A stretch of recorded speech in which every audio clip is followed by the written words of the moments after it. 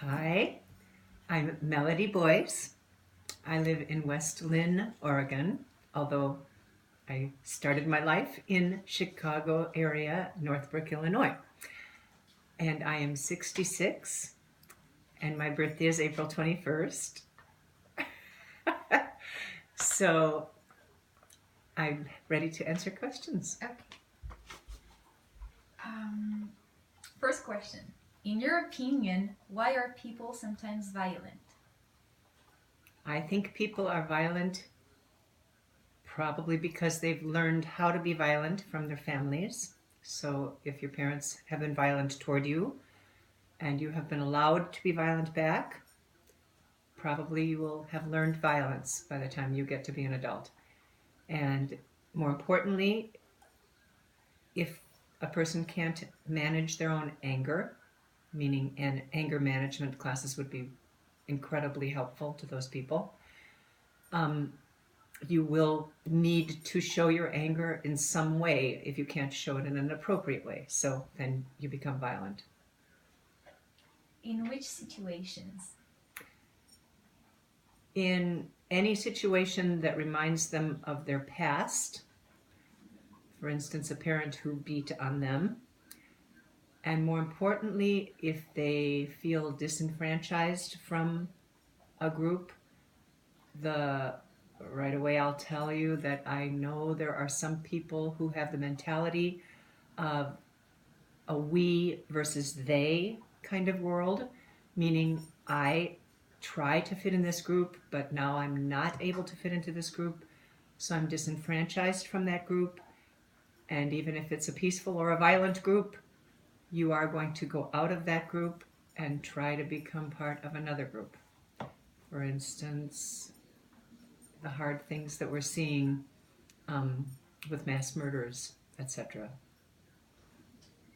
Could you give me some examples of violence that has occurred in your country? That have happened in our country. Yes, for instance, the last shooting of 26 people in the church, the Baptist church in Texas. Still no clue as to why, but I'm certain this person felt like he had no love in his family, or he was extremely angry and could not show it in any other way, so it manifested in the worst way. Um, but again, that's the we versus they, which I'm totally against, because we are a world of people, and humanity, truly, we all need the same things: love, shelter, food. And unfortunately, some people think that other people who look different in the world do not feel the same way about those things, but I believe we all feel the same way. And I guess my bottom line is um, a famous saying that says, we are not, no one is good unless everyone is good. Do you ever feel like being violent yourself? Violent to myself? Not to yourself. Do you ever feel like being violent? Oh, being violent. Myself. No, I wasn't raised to show my anger in that way. Um, no, I have never felt like I want to be violent.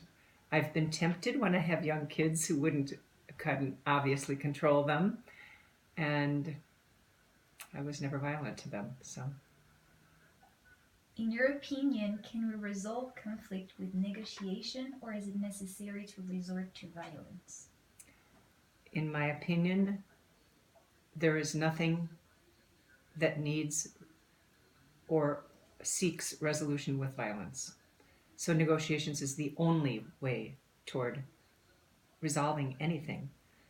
I guess it's talking and understanding, because again, we are all the same. And I really believe that if you talk it out, there will be some resolution. But in violence, it goes down through the generations. And you want revenge, of course, if your son or daughter got murdered. And yet, it's not going to help anything. Why? Oh, um, why do I not feel violence is a resolution? Yes. Just what I said. It's that anger is passed down to the children of the parents who had disagreements through violence. And so, in fact, it's getting you nowhere to be violent. Um, Violence begets more violence, I would say, every time. So if you have to resort to violence, basically you know that you're probably never going to have a resolution. And the only way, I guess, to ensure that that violence will create some kind of resolution is by threatening more violence, meaning really there's no resolution there.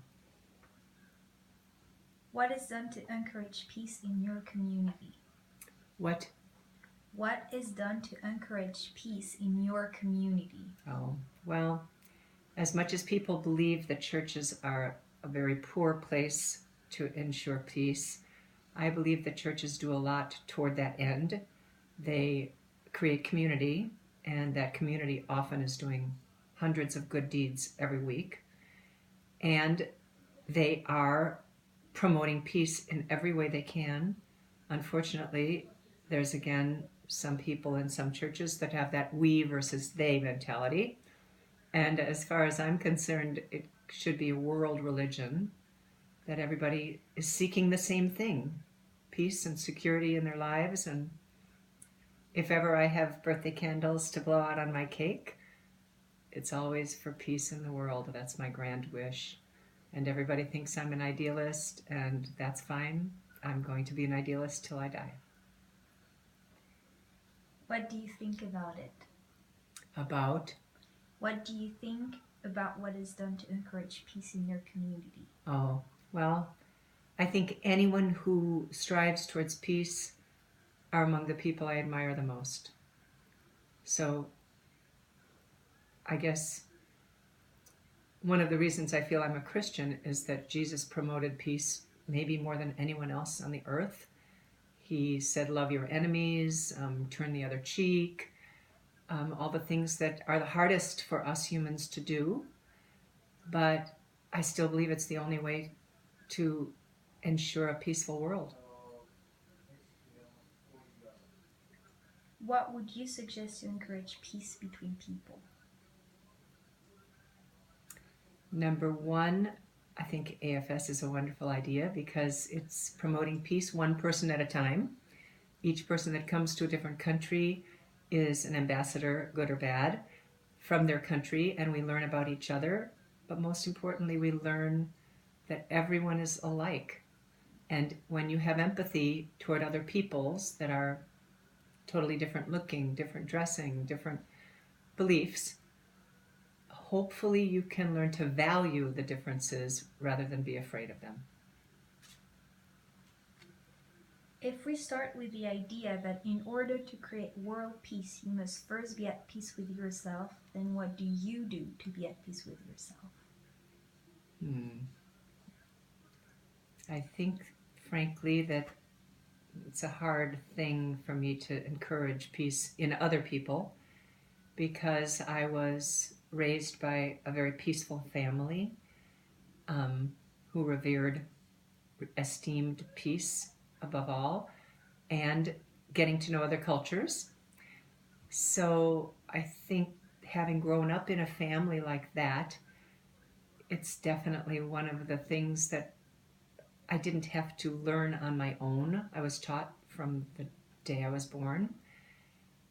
But to encourage peace in other people who have not done that, again, I think the best way is one-on-one recognition of each other, meaning I think traveling to other countries is an incredible, enlightening, opening experience. Having other people from other countries come here, incredibly opening and enlightening. I really hope that all people can see somehow that they are that nobody's okay until everybody's okay, meaning feel empathy towards other people, all other people. Thank you very much. You're welcome, Abby.